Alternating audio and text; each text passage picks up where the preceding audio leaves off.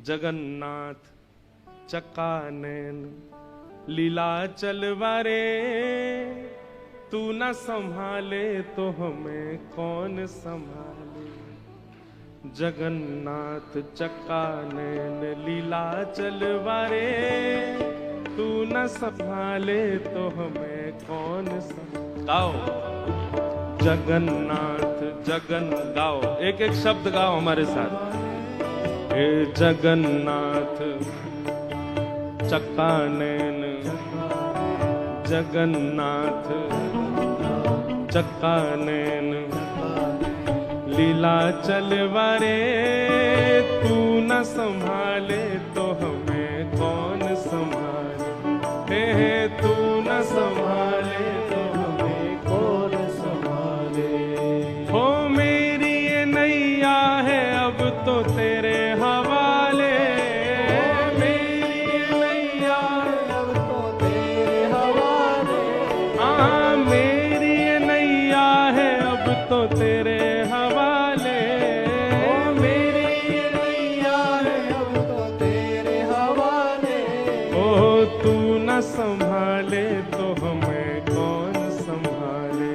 ओ तू न संभाले तो हमें कौन संभाले। हे जगन्नाथ चकानैन, इतनी संख्या में बैठे हो, एकादशी भी नहीं है, सोमवार भी नहीं है, काय बात को व्रत है आपको। अरे आज तो हम बताएं सुबह से नृत्य करने की इच्छा हो रही है, इतनी याद आ रही है जगन्नाथ जी की कि काश वहां होते। अच्छा एक बात बोलें, पहले हमने बनाया था ऐसा क्रम, इससे पूर्व चंडीगढ़ की कथा स्थगित की थी, तो महाराज जी से मैंने कहा, मैंने महाराज जी एक सप्ताह पहले हो जाएगी कथा। तो महाराज जी बोले क्यों? मैंने कि मेरा मन है कि मैं महाप्रभु जगन्नाथ जी की रथ यात्रा में रहूं। तो महाराज जी बोले भैया होटल खाली नहीं है यहाँ पर पहले की डेट में, तो वो सब बुकिंग हो गई है। तो हमने कहा ठीक है, तो फिर हरिद्वार में ही जगन्नाथपुरी बनाएंगे, लेकिन आप लोगों के बल पे नहीं बनेगा ये। मैं राम जी हम लोग ही मिलके बना लें, आप लोगों, आप तो हरिद्वार ही रहो, चुपचाप धीर गंभीर बिल्कुल वैराग्य भाव में ही रहो। अगर जगन्नाथपुरी वाले बनोगे तो भुजा उठा करके, खड़े होके नहीं, भुजा उठा करके। ओहो जगन्नाथ चकानैन, ओ जगन्नाथ चकानैन, ओ लीला चलवारे, तू न संभाले तो हमें कौन संभाले। हे तू न संभाले तो हमें कौन संभाले।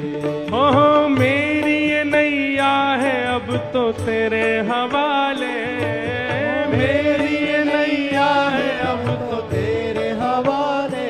हे मेरी ये नैया है अब तो तेरे हवाले, मेरी ये नैया है अब तो तेरे हवाले। क्योंकि तू न संभाले तो हमें कौन संभाले। तू न संभाले तो हमें कौन संभाले। हे जगन्नाथ जगन्नाथ चकानैन,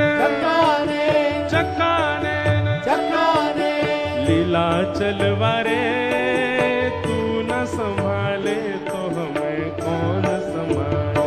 हे तू न संभाले तो हमें कौन संभाले। हाँ तू न संभाले तो हमें कौन संभाले। तू न संभाले तो हमें कौन संभाले। हाँ तू न संभाले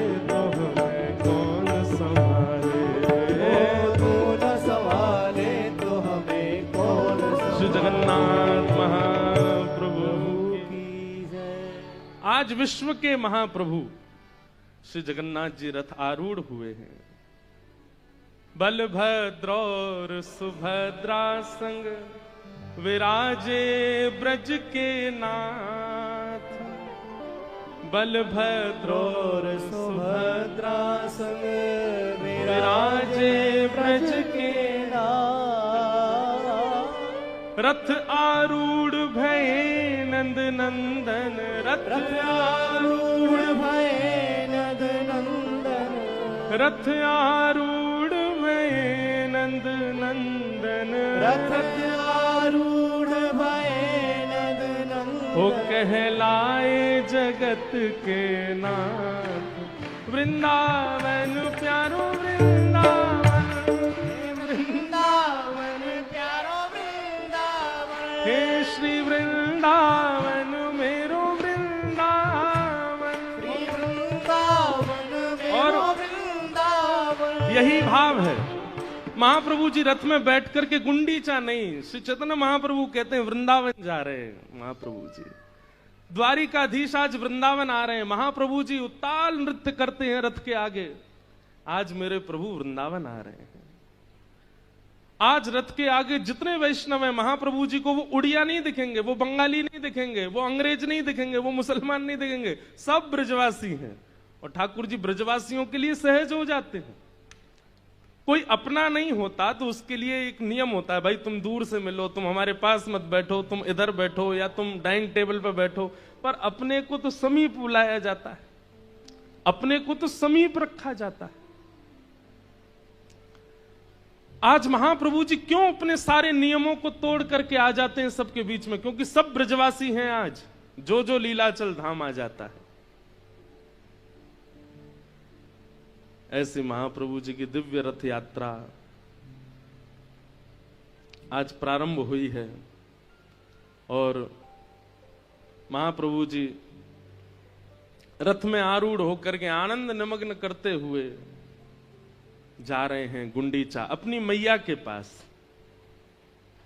गुंडीचा मैया हैं महाप्रभु जी की। इंद्रद्युम्न राजा जिनके यहां कृपा करके महाप्रभु जगन्नाथ जी विराजे। बंधुओं, एक बात तो निश्चित है, सत्य है कि ऐसे ही ठाकुर जी जीवन में नहीं आ जाते हैं। करना तो पड़ता है, त्याग करना पड़ता है, समर्पण करना पड़ता है, तब करना पड़ता है, जीवन को बहुत मांझना पड़ता, तब जाकर के भगवत कृपा होती है। आप लोगों ने कई भक्तों की कथा सुनी है, कई संतों के चरित्र सुने हैं, पर इंद्रद्युम्न राजा की कथा हमने खूब सुनाई है। कथा में इंद्रद्युम्न राजा, उसके भाव से जगन्नाथ जी रीझ गए थे। ऐसा एकमात्र पहला राजा हुआ भूमंडल पर जिसने अपने राज्य के परकोटे में अपनी सेना बैठा रखी थी, सुरक्षा के लिए नहीं, केवल यह देखने के लिए कि कोई भी तीर्थ यात्री, कोई भी संत, कोई भी महंत, कोई भी महापुरुष, कोई भी वैष्णव यदि मेरे राज्य के परकोटे से जा रहा हो तो उसको लेकर के मेरे पास आना, मैं उनको वंदन करूंगा, अभिषेक करूंगा, चरण वंदन। इतनी वैष्णव भक्ति उनके चित्त में। क्षमा कीजिएगा मेरी बात अगर अटपटी लगे तो। आप वैदिक नियमों में बहुत प्रवृत्त हैं, आप अनुष्ठानिक नियमों में बहुत प्रवृत्त हैं, आप शुद्ध आचरण आदि इन सब में होना ही चाहिए। वैदिक पद्धति, सनातन पद्धति, सबका पालन होना चाहिए।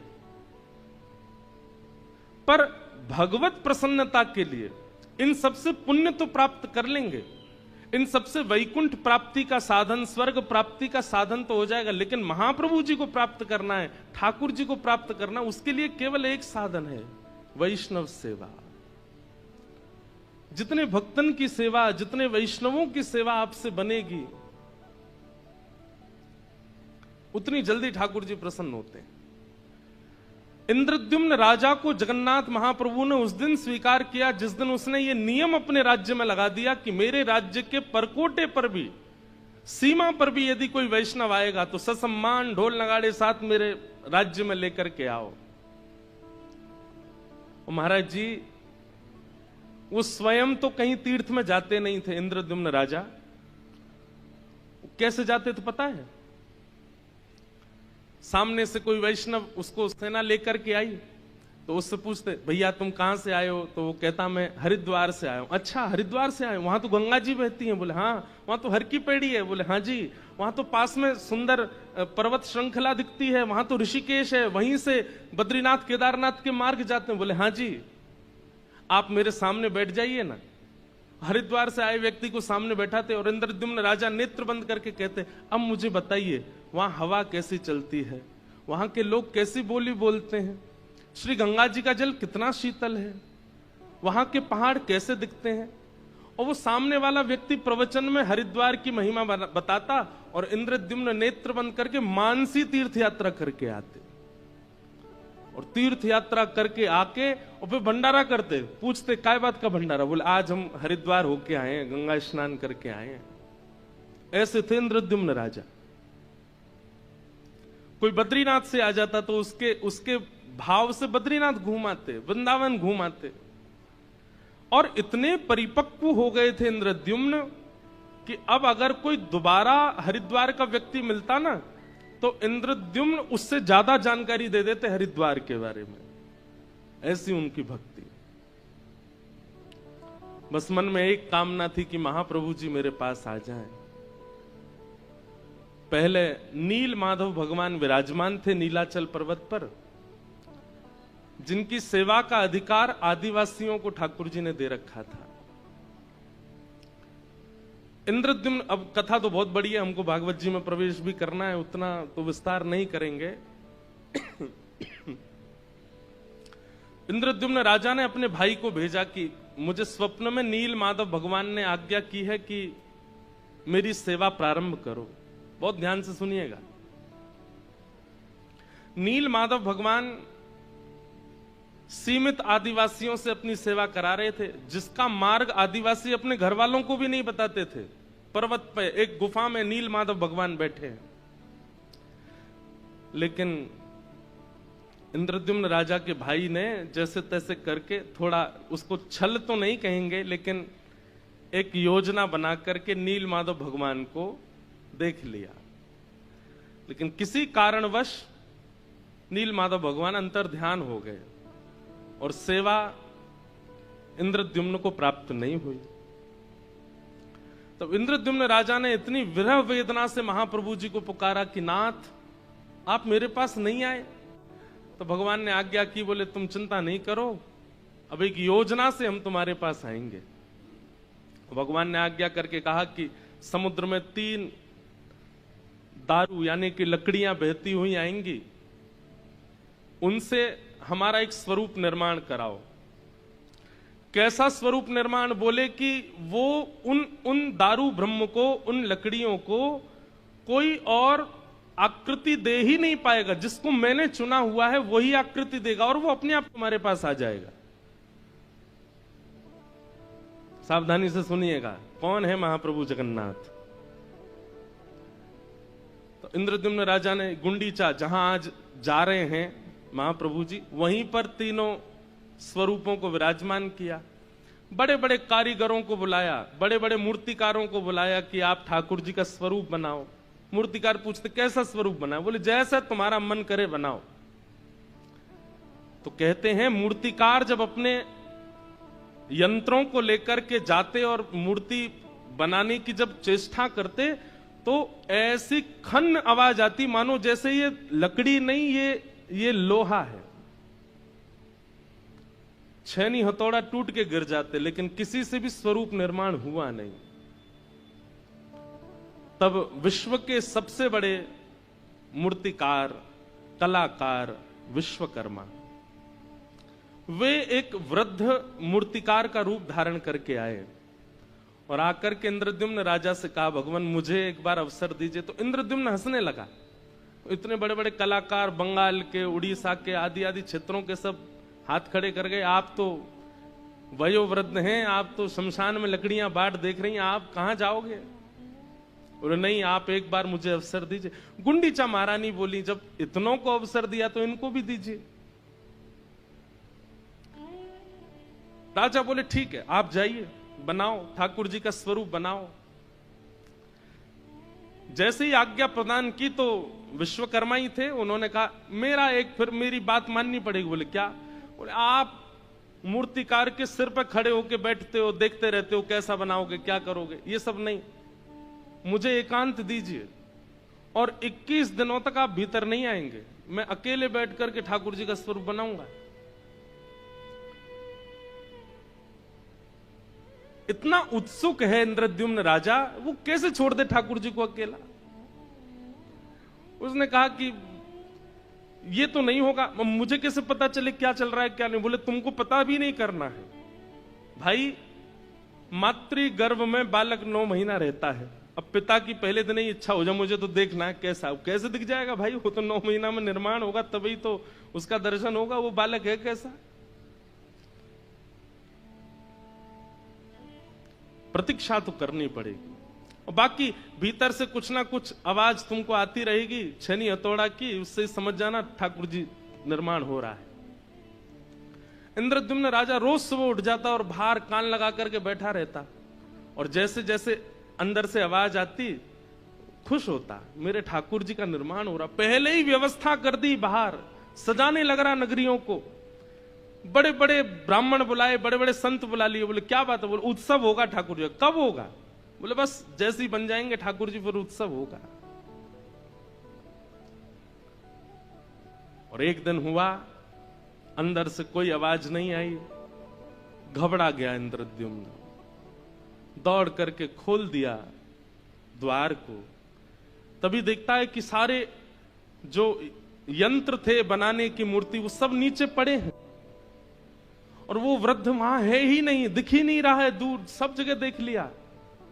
और तभी सामने नजर उठा करके देखा तो जन्म वेदी जगन्नाथ चक्कानैन, जगन्नाथ चक्कानैन, लीला चलवारे तू न संभाले तो हमें कौन संभाले, हे तू न संभाले तो हमें कौन संभाले।